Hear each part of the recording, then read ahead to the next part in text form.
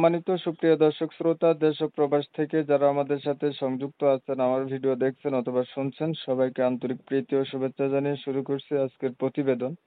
বন্ধুরা, আমার সাথে সংযুক্ত আছে সুইট একটা মেয়ে, তার জীবনের গল্প কথাগুলো আপনাদের মাঝে রিপ্রেজেন্ট করব। হাতে যদি সময় থাকে ভিডিওটা না টেনে দেখেন, বুঝতে পারবেন। আপুটির প্রতিবেদনে আসার কারণ সম্পর্কে আপনারা জানতে পারবেন। কথা না বাড়িয়ে পরিচয় করে দিচ্ছি। আসসালামু আলাইকুম। ওয়ালাইকুম আসসালাম। কেমন আছেন আপু? আপনি ভালো আছেন? হ্যাঁ ভাইয়া, ভালো আছি। আপনি কেমন আছেন? এই তো আলহামদুলিল্লাহ, আমিও ভালো আছি। আপু ভালো আছেন, ভালো থাকবেন, ভালো থাকাই কামনা করছি। তবে শুনতে চাচ্ছিলাম আপনার প্রতিবেদনে আসার কারণ কি ছিল, কেন আসছেন? আজকে কি আমার ভাই বাবাটা বিয়া করে চইলা গেছে গা। মা আছে, ছোট একটা ভাই আছে। কি করবো, অনেক কষ্ট নিয়েই প্রতিবেদনটা আইছে। এখন ভালো একটা মনের মতন মানুষ পেলে তার সাথে কথাবার্তা বলতাম। ভালো একটা মনের মতো মানুষ পেলে তার সাথে কথাবার্তা বলতেন, এর জন্য আসছেন।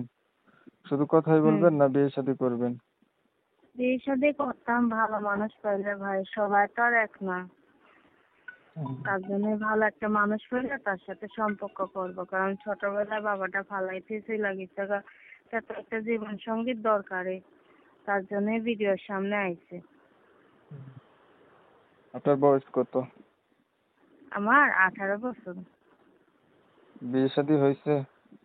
না ভাই, বিয়ে শাদী হয় নাই। বিয়ে হইলে কি আর ভিডিওর সামনে আইতাম? দেখি একটা মনের মতন মানুষ পাইনি। লেখাপড়া তেমন কতটুকু করছেন?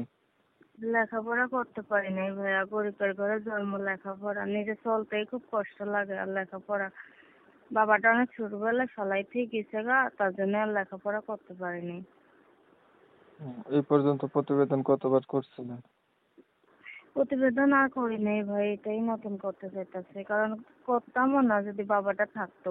বাবাটা ফালাইতেই চলে গেছে, তার জন্য খাওয়া দাওয়া অনেক কষ্ট। মানুষের বাসায় কাজ করে খুব কষ্ট হয়। মাটা অসুস্থ, মানুষ কাজ করতে পারে না, আমি নিজেই কাজ করে সংসারটা চলাই। আচ্ছা। মানুষের বাসায় আর কত কাজ করব ভাই, নিজের একটা মনের মতন মানুষ পাইলে আমি চাই সেই যেন আমার 2 বেলা ডাইল ভাত খাওয়াইতে পারে।